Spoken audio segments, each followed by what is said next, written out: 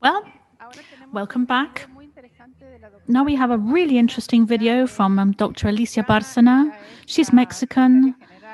She's the Executive Secretary of the United Nations Economic Commission for Latin America and the Caribbean, also known as ECLAC. It's based in Santiago de Chile. Now, I would advise you to follow them on your social networks and go to their webpage because they produce a series of really interesting publications in economic and technological terms covering Latin America and the Caribbean in different languages. It's really good material if you need to do your research or study it, or maybe you need it for your job. So you can sign up for this and they'll keep you informed with their newsletter, which are largely free. Welcome, Alicia, to our Argentic, and over to you. Welcome to the 12th edition of the Staff School on Internet Governance. I would like to begin by welcoming all the government authorities who are with us today, particularly Micaela Sanchez and Gustavo Lopez, who's the president of ENACOM. I would like to thank Santiago José Pérez Gabilondo, who's the Undersecretary of External Policy, and Martín Olmos, the Undersecretary for Information and Communications Technology at the Office of the Cabinet of Ministers, and Germán Camilo Rueda, the Vice Minister of Digital Transformation in the Ministry of Colombia. I would like to welcome all the authorities from the University of Buenos Aires and the representatives of international organizations. We are facing a health and humanitarian crisis as never before in the world today.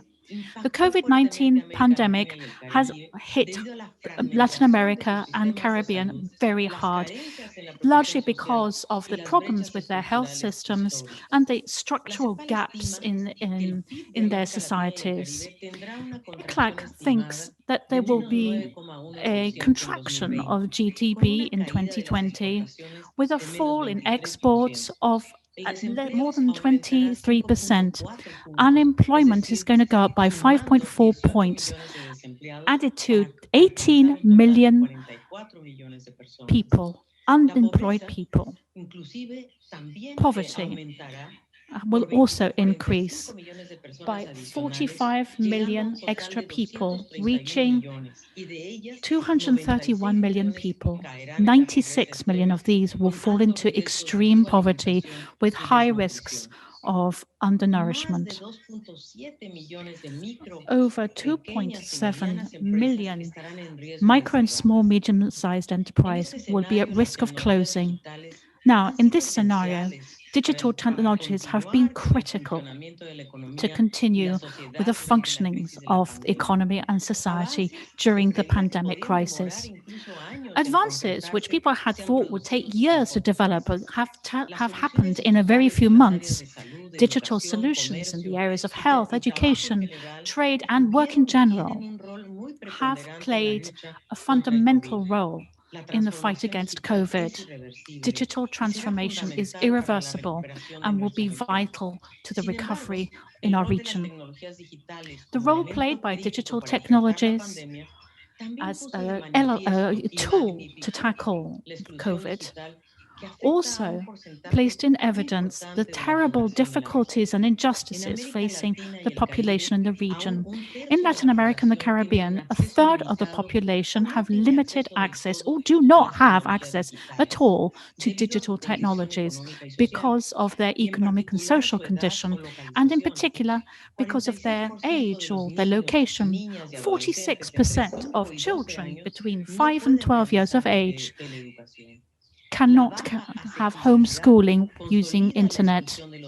And this also contributes to the exclusion because the cost of broadband for the population in the first fifth could be at much as 15% of their income. This is 6 times higher than the threshold we are using of 2% of recommended income for the Broadband Commission of the United Nations.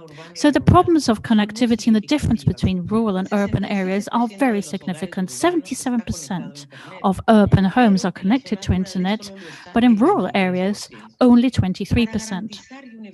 In order to guarantee and universalize connectivity and fair access to digital technologies and tackle the problems of COVID-19, we are putting into place a number of measures designed to guarantee a basic basket of tools of access, such as a laptop, smartphone, a tablet, and a connectivity plan for those homes not yet connected for a cost that is less than 1%.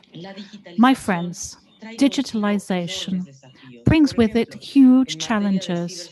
For instance, in the area of cybersecurity, privacy and data privacy, consumer defense, competition, fiscalization, inspection, labor issues, there are huge gaps that we must close. But it is all the time more important that we have the right kinds of frameworks in which to develop public policies which are fair concerning the use of digital technology and data use. In this sense, it is key to have an informed debate about the model that the region needs to follow in order to respond to its needs and interests. From ECLAC, we have been promoting debates about internet governance, and we have tried to promote regional agreements to build better policies in this area. For example, we have developed agreements on the digital agenda for Latin America and the Caribbean, such as the ELAC, which in 2020 has been around with us for 15 years. I am sure that the South School on Internet Governance will help young people and professionals all over the region to take part in the debate about internet governance, so that they can understand just how important it is in regional development. I would like to wish all of those taking part today the best of luck.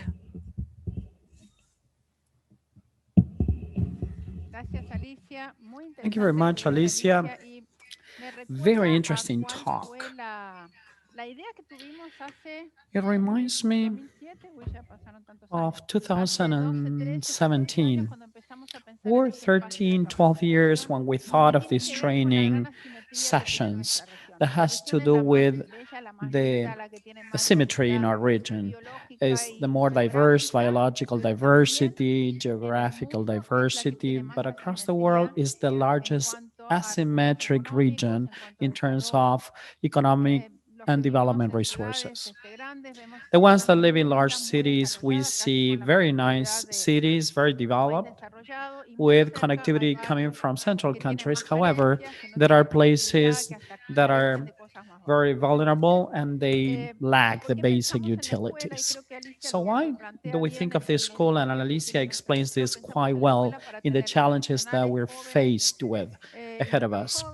To have young students that should be prepared to pose these topics related to Latin America and the Caribbean. It's not that we don't have any needs. However, the issues that we need to address are very unique. And I believe that our region has become a place of what is, everybody is texting me to see what's going on, what's happening with Argentina. There's an issue on infrastructure that we need to resolve here.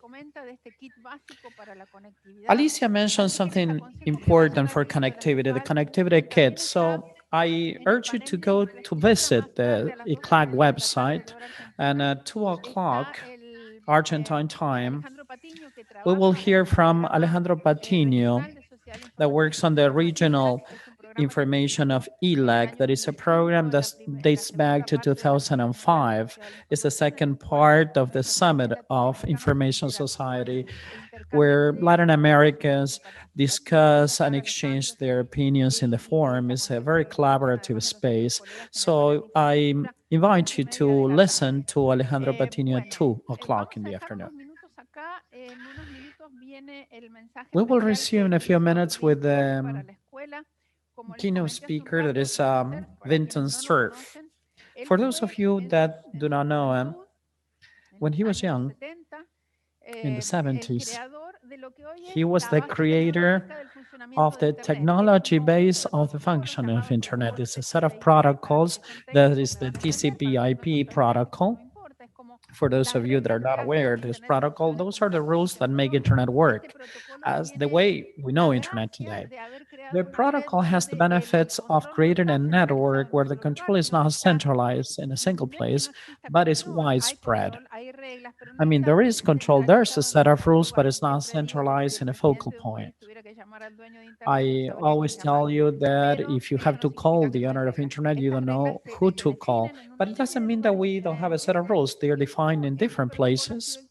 And this protocol is the one that created this widespread technology.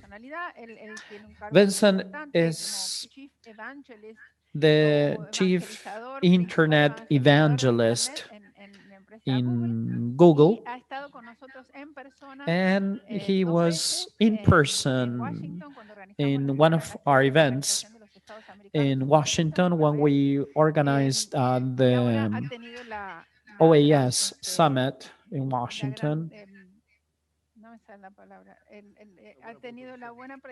And today, he was kind enough to send us this video. He recovered from COVID-19. So in a minute, we will hear from Vinton Cerf at 10:30 Argentine time. Thank you for being here, okay?